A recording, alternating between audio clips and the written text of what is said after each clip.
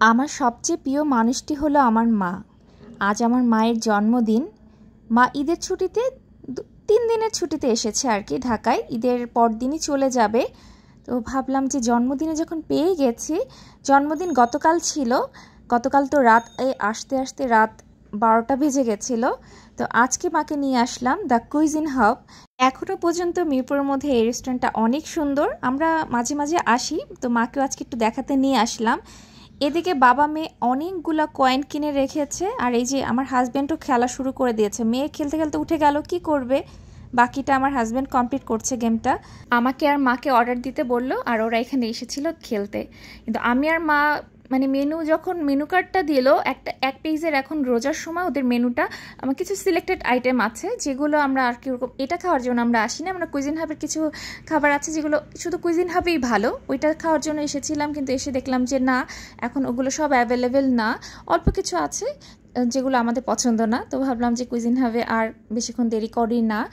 ইপসির আবার খেলা শেষ ছিল না, পরে বললো যে কয়েনগুলো আমরা চাইলে কার্ডে লিখে নিয়ে যেতে পারবো। তো আমরা কয়েনগুলো লিখে নিয়ে গেলাম, কারণ ইপসি জানে যে আমরা অনেকটা সময় তো থাকবো, ওর বাবাও ভেবেছে অনেকটা সময় থাকবো, মেয়েটা খেলুক ওর মতো করে। তো মার কিন্তু খুব ভালো লেগেছে এই প্লেসটা ঘুরে, কিন্তু খুব খারাপ লাগলো মাকে এখানে খাবারটা ট্রাই করাতে পারলাম না। তো এখান থেকে মাকে আবার টেনে আরেক জায়গায় নিতে হলো। যাই হোক, তারপরও এখানে কিছু পিকচার তুলতে পেরেছি। মার কিন্তু এখানে খুব সুন্দর সুন্দর কিছু পিকচার নিয়েছি।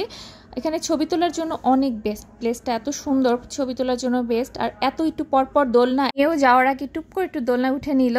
তো এরপরে আমরা চলে আসলাম হাওয়া রুপটপ রেস্টুরেন্ট। এখানটাও কিন্তু খুবই সুন্দর। হাওয়াতে মা এর আগে এসেছে, ভাই যখন এসেছিল তখন আমরা এখানে হাওয়াতে খাওয়া দাওয়া করেছিলাম ভালোবাসা দিবসে। তো সেই হাওয়াতেই ঘুরে ফিরে আবার আসলাম। কুইজিন হাবে তো আর খেতে পারলাম না। এখানে গিটারটা মেয়ের খুব পছন্দ, তো আমরা দেরি না করে সাথে সাথে অর্ডার করে ফেললাম। এখানে আর সিলেক্টেড মেনু না, সব কিছুই অ্যাভেলেবেল ছিল। তো আমাদের রাতও হয়ে যাচ্ছিল, বললাম যে তাড়াতাড়ি করে আমরা হলো চিকেন, এখানে চিকেন বাটার মশলাটা কুইজিন হাবের মতো না।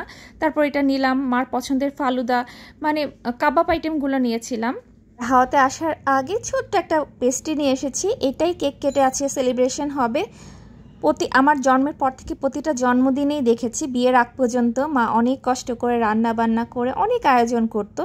আর বাবার কথা ছিল যে আমার জন্মদিন আমি যতদিন বেঁচে আছি হবে। তো মা বাবা দুজনেই অনেক কষ্ট করতো জন্মদিনে। আমি আসলে একদম রেডিমেড, মার জন্য আসলে স্পেশাল কোনো রান্নাবান্না করেও খাওয়াতে পারিনি, বাইরে নিয়ে আসলাম, এখানেই একটু ছোট করে সেলিব্রেট করলাম। তাও তো এবছর লাকিলি মাকে পেয়েছি। গত বছরও বোধহয় 26শে মার্চের ছুটিতে মা চলে গেছিলো, জন্মদিনের আগে একটা ছোট কেক কাটিয়ে পাঠিয়েছিলাম। তারপর 2-1 বছর মাকে পাচ্ছি, এটা আমার কাছে পরম পাওয়া জন্মদিনে।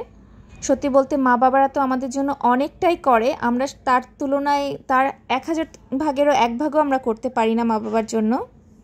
তো ছোট্ট করে মার জন্মদিন সেলিব্রেট করলাম, আর এই হাওয়াতেও মার জন্য বেশ কিছু ছবি তুললাম। আর এই যে মেয়ে আমাকে ভালোবাসা দিচ্ছে, হাঁটু গেড়ে কি সুন্দর আমার জন্য ফুল ছিঁড়ে নিয়ে এসেছে। ও প্রায় আমাকে হাঁটু গেড়ে ফুল দিয়ে আই লাভ ইউ বলে। এটা যে একটা মার কাছে কত বড় পাওয়া। প্রতিটা সন্তানের কাছ থেকে এরকম ভালোবাসা পেতে মাদের যে কি ভালো লাগে, এটা আসলে মারাই বুঝে। এই ছিল আমার মায়ের জন্মদিনে ছোট্ট করে সেলিব্রেশন। আমি যতটুকু পেরেছি মাকে আনন্দ দেওয়ার চেষ্টা করেছি, এবং আমি জানি মা অনেক খুশি হয়েছে।